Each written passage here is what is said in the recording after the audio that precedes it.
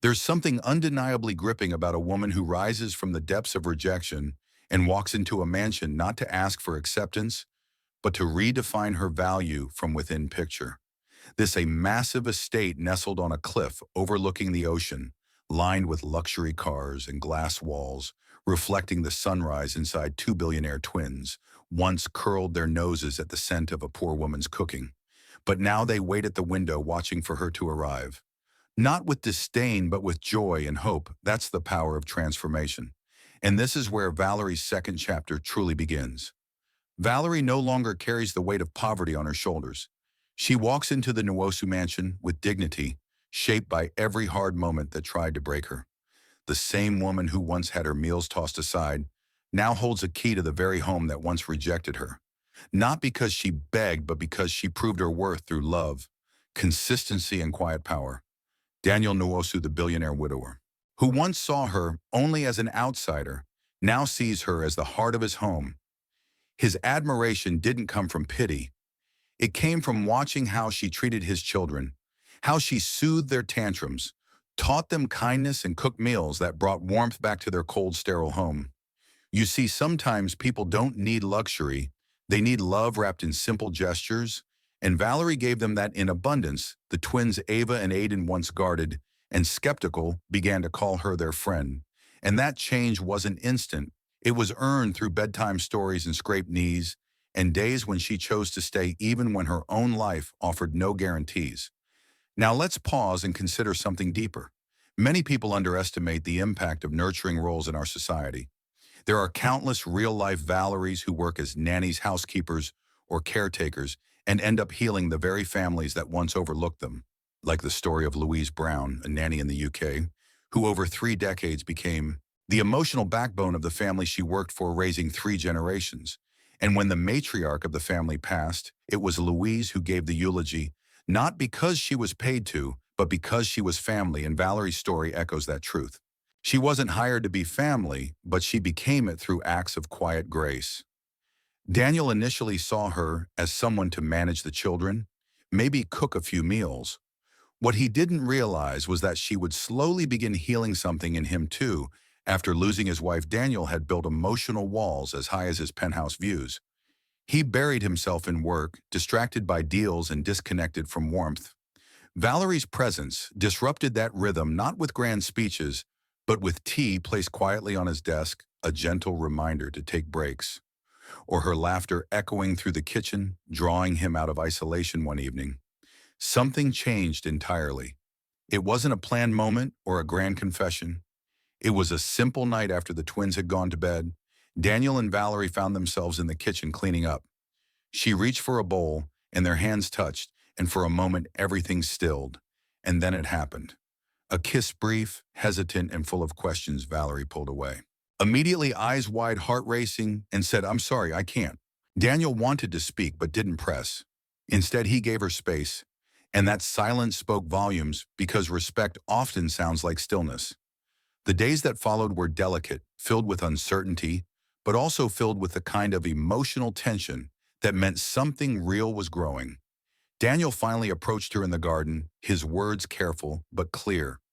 "Valerie, I meant it. I want you not just in this house, but in my life." And Valerie, overwhelmed but steady, replied, "I've lived too long being second to people's past. I need to know this is real." And those words cut through Daniel's defenses, because love after grief is a battlefield where no one wins unless they're willing to be honest. And he spoke of his late wife, of the guilt he carried, of the loneliness that no amount of wealth could erase. And Valerie listened, not trying to fix him, just hearing him fully. And sometimes that's all someone needs. And as their connection deepened, the twins noticed, because children always do. They saw the way Daniel smiled more, the way Valerie lingered a little longer in the living room, how dinner became a shared ritual rather than a transactional moment. And one night Ava asked Daddy, "Do you love Miss Valerie?" And he paused, knelt beside her, and said, "I think I do." And that kind of honesty is what builds trust in a home soon.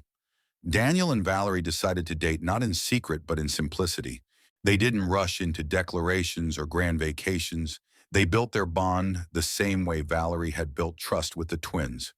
One quiet moment at a time, walks in the garden, game nights, cooking side by side, and through it all, Valerie never let the idea of romance erase her sense of self.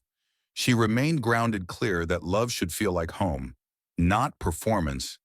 And as Daniel watched her navigate their growing relationship, he realized that her strength wasn't in how she cooked or cleaned, but in how she carried herself with resilience and grace, despite everything she had endured. And that made him fall harder, because in a world full of polished surfaces, Valerie was real, and one of the most powerful things about this phase of their relationship was how the twins became part of it. Not as accessories, but as the core. They didn't need convincing. They just needed consistency. And Valerie gave them that. Through good days and tantrums, through birthday cakes and scraped knees, she became their comfort, and in return, they became her joy. The decision to take their relationship public wasn't made in a single moment. It was built through trust and time. Daniel sat with the twins one afternoon in the family room, the air buzzing with the scent of fresh cookies and Valerie's laughter in the kitchen. Ava curled up beside him. Aiden focused on his drawing, and Daniel gently said, "I want to talk to you about Valerie. She's very special to me, and I think she might be someone who could be part of our family forever." The twins exchanged a glance, not of surprise, but of readiness. Ava responded with a quiet smile. "We already knew, Daddy. We've been waiting for you to say it." That moment marked a turning point, because the children's acceptance wasn't just a green light, it was a blessing. Their quiet wisdom gave Daniel the confidence to move forward, and from that point on, Valerie was no longer a helper. She was family. Every breakfast felt warmer. Every evening, calmer, every corner of the mansion softened by her presence. And then came the day Daniel decided to propose, not with extravagance, but with intention. He didn't rent out a private island or buy a dozen roses. He invited Valerie and the twins to the garden, where they often spent their Sundays. He asked the kids to help decorate with handmade crafts and wildflowers picked from their own yard. And when Valerie arrived, she found them all waiting. Daniel knelt down and said, "This is where we became a family, so I wanted to ask if you'd make it official and become my wife." Valerie's hands trembled, her eyes brimmed with tears, and she said yes, not just to Daniel, but to the life they had built together. The wedding was held in the same garden, a small, intimate ceremony, with the twins as flower girl and ring bearer. And as they stood beneath a canopy of twinkling lights, Valerie whispered to Daniel, "I never imagined my second chance would look like this." And he replied, "It was never a second chance, it was the right one." And that truth echoed throughout the night, not in speeches, but in the way. Every guest smiled, every child danced, every plate was shared with gratitude. And as they began married life, Valerie stepped into her new role with the same humility and warmth she had always shown. But now she was no longer the outsider. She was the heart of the household, and that shift allowed her to thrive. She began organizing family dinners, inviting staff to sit and eat together, implementing quiet reforms that treated everyone as equals. She encouraged Ava's artistic side, helped. Aiden built a backyard garden and started writing again, her old dream, before life had taken so many detours. And Daniel supported her every step of the way, cheering her on from the sidelines, quietly ensuring she had space to be more than a wife or a mother. And just when things felt like they couldn't get more perfect, Valerie started to feel different. More tired, emotional, small things made her cry. And Daniel noticed one evening, she sat on the bed, hands cradling a warm cup of tea, and whispered, "Daniel, I think I might be pregnant." He looked at her stunned, his eyes searching hers, and asked, "Are you sure?" And she shook her head. "I don't know, but something feels different." They visited the doctor the next day, and after a series of tests, the news came back clear. Valerie was 8 weeks pregnant. She stared at the ultrasound screen in disbelief, tears running down her face as she reached for Daniel's hand. And he too was speechless, overwhelmed with joy and wonder, because this pregnancy wasn't just unexpected, it was a miracle. Valerie had struggled with infertility throughout her first marriage, always made to feel less than by a man who blamed her, who never once considered his own shortcomings. But now she carried life, and with it, a message of hope, of healing, of new beginnings. When they returned home and told the twins, they shouted and danced around the room, declaring themselves the best big siblings in the world. Ava even drew a picture of the baby labeled, "Our little star," and Aiden kept it under his pillow from that day on. And the pregnancy became a bonding experience for the whole family. They attended appointments together, discussed baby names, decorated a nursery, and celebrated each milestone like a sacred ritual. Daniel was more attentive than ever, placing his hand on Valerie's belly every night, whispering stories to the baby, and promising to be the kind of father he never had. Valerie bloomed during those months, more radiant than ever, her confidence no longer rooted in survival but in joy. And every time she looked at Daniel, she saw not just a partner, but a man who had redefined love through patience and presence, and real-life parallels of this kind of transformation abound. Consider the story of Jessica and David from Texas. She was a single mother working as a school cafeteria manager. He was a widowed teacher. They met through a shared passion for helping underserved students, eventually married and blended their families despite initial challenges. Their love created a safe space for healing, and their children began thriving academically and emotionally, all because two people chose love over fear and purpose over pride. Valerie and Daniel's story echoes that same resonance because the magic wasn't in what they owned, but in how they chose each other daily. And as the pregnancy progressed, Valerie's confidence grew. She began hosting parenting workshops in their community, using her journey to encourage other women who had faced rejection or shame. She became a voice for second chances, and her story began to ripple beyond the walls of the mansion into the hearts of those who had once felt invisible. The final months of Valerie's pregnancy brought with them an unexpected calm, the kind that wraps around a home like a warm blanket. She and Daniel had grown closer than ever, not through grand gestures, but through the quiet rhythm of shared purpose. Morning walks turned into heart-to-heart conversations, evenings transformed into cuddles on the couch, with Ava and Aiden by their side.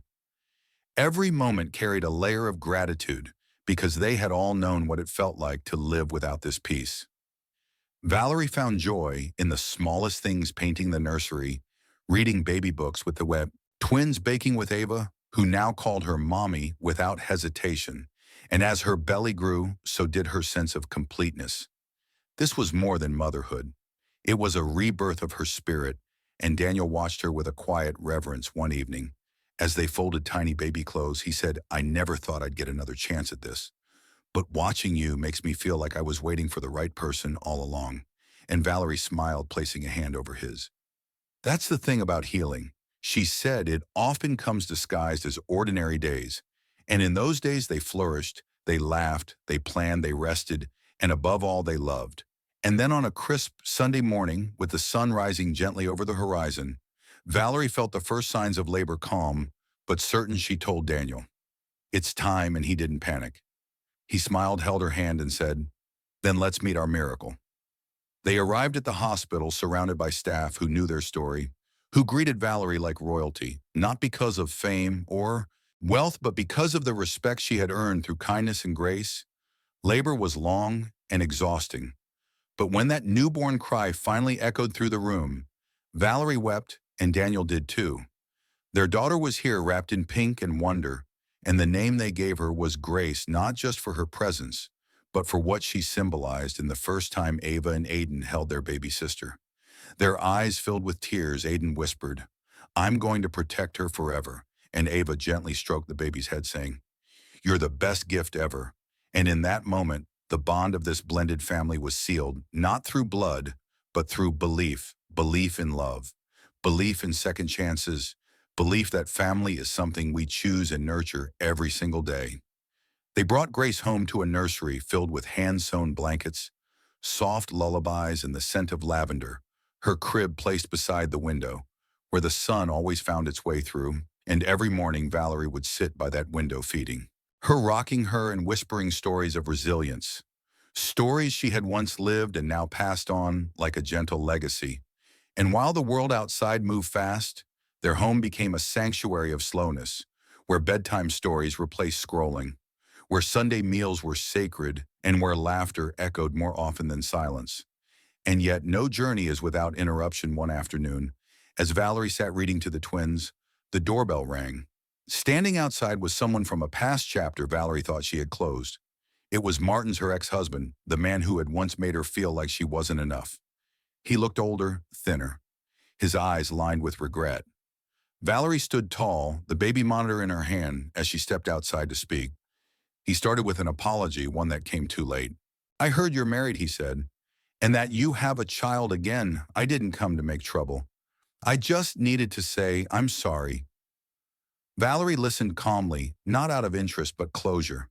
She told him, "I forgive you not for your sake, but for mine, because I refuse to carry what you left behind."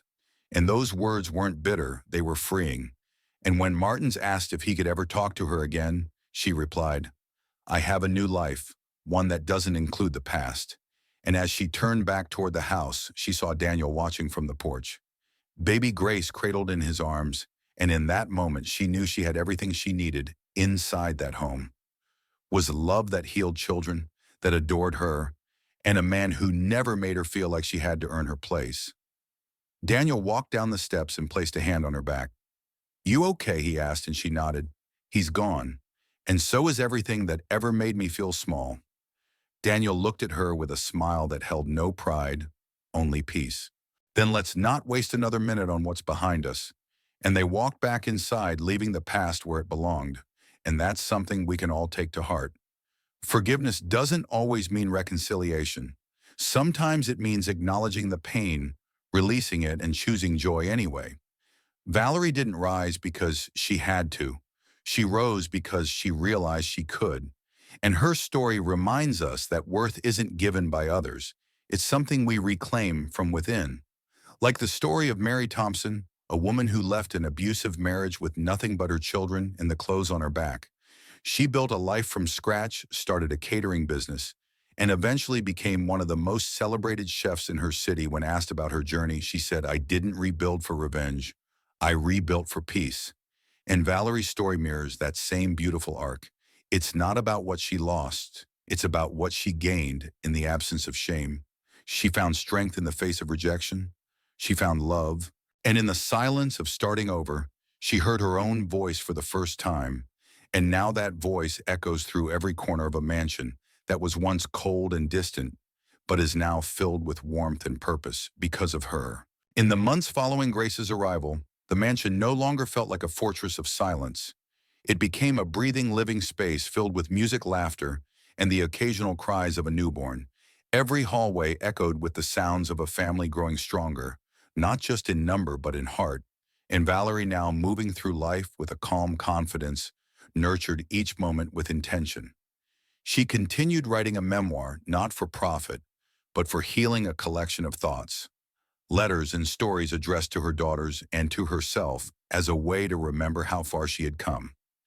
Daniel supported her every step of the way, printing her drafts, offering feedback, and encouraging her to share her story with women's groups and parenting circles. He even arranged for a small gathering in their garden where Valerie read an excerpt of her writing to an audience of mothers, caregivers, and neighbors, many of whom had their own silent battles to overcome. The reading was raw, honest, and unfiltered. And when she finished, there wasn't a dry eye in the garden, because vulnerability, when spoken aloud, becomes a bridge. And Valerie was building one story at a time. Her connection with the twins continued to flourish. Ava began showing interest in photography, capturing candid moments around the house, and Valerie gifted her a small camera, inscribed with the words, "Capture what you love." Aiden took pride in helping care for Grace, often saying, "I want to be a helper like Mommy," and that statement hit Valerie deeply because in that one sentence, he erased every doubt she once held about her worth or her role.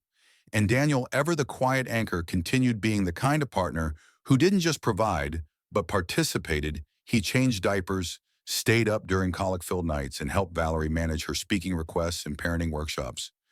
They weren't just surviving, they were thriving. And the beauty of it all was that they never stopped growing as individuals either. Daniel joined a mental health advocacy board, using his platform to speak about grief, fatherhood, and the emotional journey of letting love in.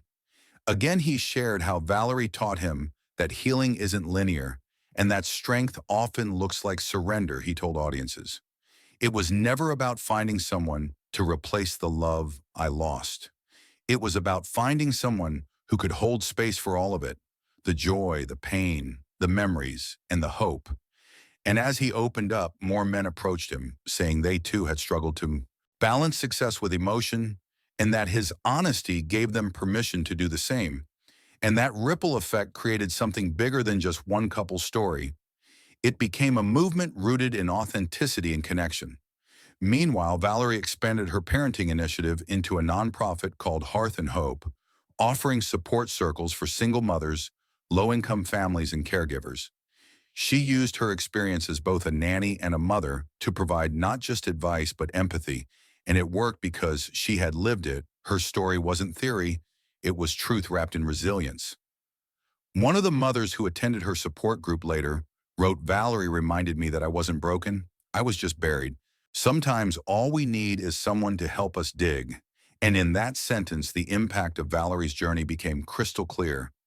She had gone from discarded to desired, from invisible to irreplaceable, not because she changed who she was, but because she refused to let her past define her future.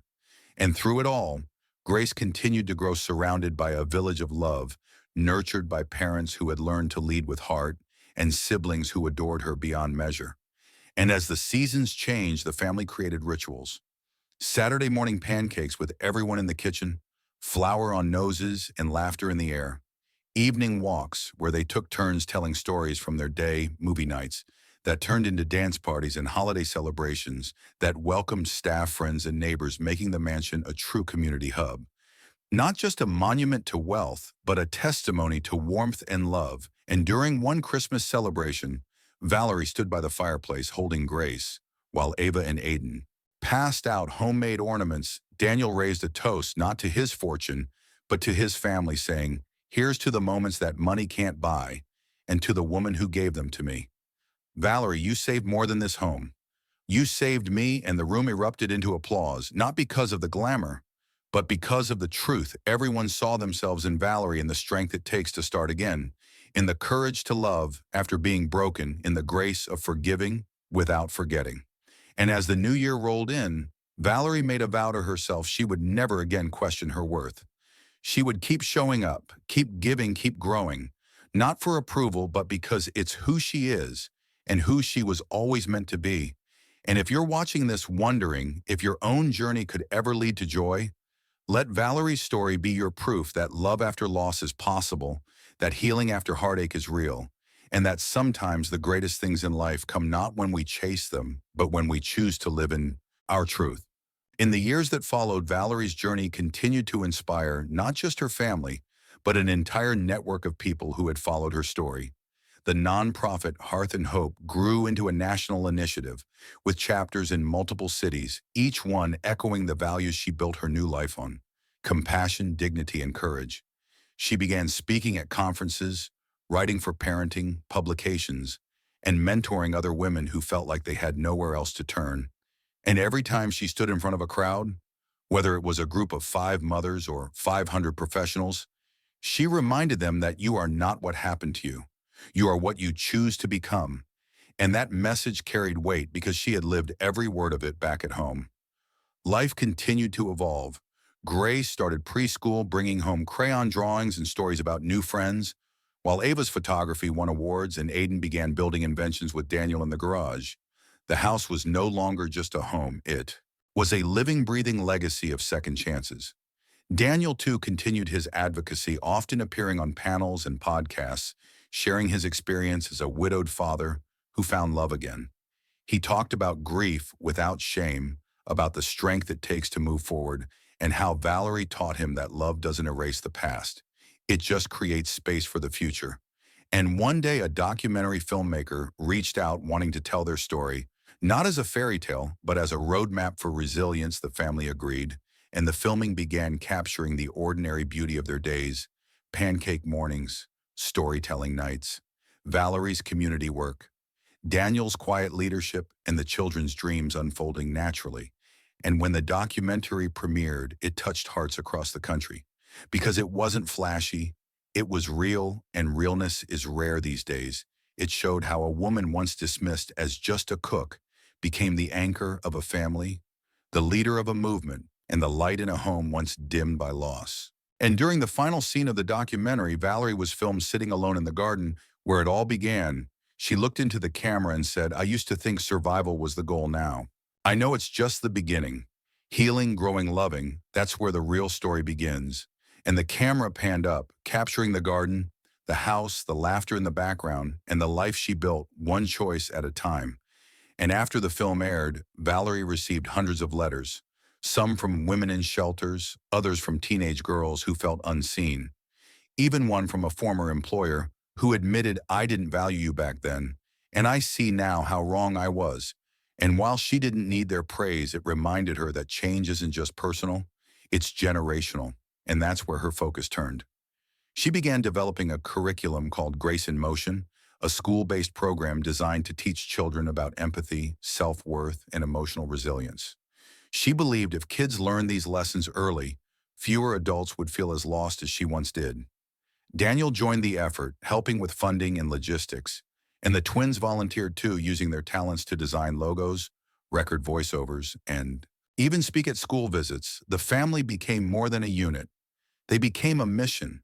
And yet, despite their growing influence, they never lost their humility. They still hosted neighbors for potlucks, still played board games on Friday nights, still made sure to tuck each other in with kisses and prayers. And one quiet evening, as Valerie walked through the halls of their home, she paused outside each child's room, first Grace sleeping, soundly clutching her favorite stuffed rabbit, then Aiden reading a science book under the covers, flashlight in hand, finally Ava sketching by her desk, earbuds in, and soft music playing.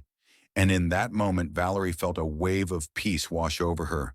Not because everything was perfect, but because everything was true, and that's something we often forget in the chaos of striving. Perfection is a myth, but truth is attainable. It lives in the way we show up, the way we love, and the way we rebuild when things fall apart. Valerie had once been told she was too soft, too ordinary, too broken to matter, but here she stood. Proof that softness is strength, that ordinary is extraordinary when paired with consistency, and that broken things, when healed with love, become the most beautiful. And Daniel knew this too. He often told her, "You are my reminder that love is a daily choice. And every day I choose you. And if you take one thing from their story, let it be this. Your past doesn't cancel your future. Your worth isn't up for negotiation. And sometimes the life you were meant for is waiting just on the other side of the courage to say, I deserve more, and walk toward it with open hands and an open heart." Valerie did not win the lottery or stumble into fortune. She built a life on purpose by choosing to show up with grace no matter how many doors were slammed in her face. And now those same doors were held open for others because of her. She turned rejection into redirection, loneliness into leadership, and fear into fuel. And in doing so, she created more than a home. She created a haven. And that haven now stands as a beacon for anyone who has ever felt cast aside, overlooked, or underestimated. And it says, "Come in, you matter here."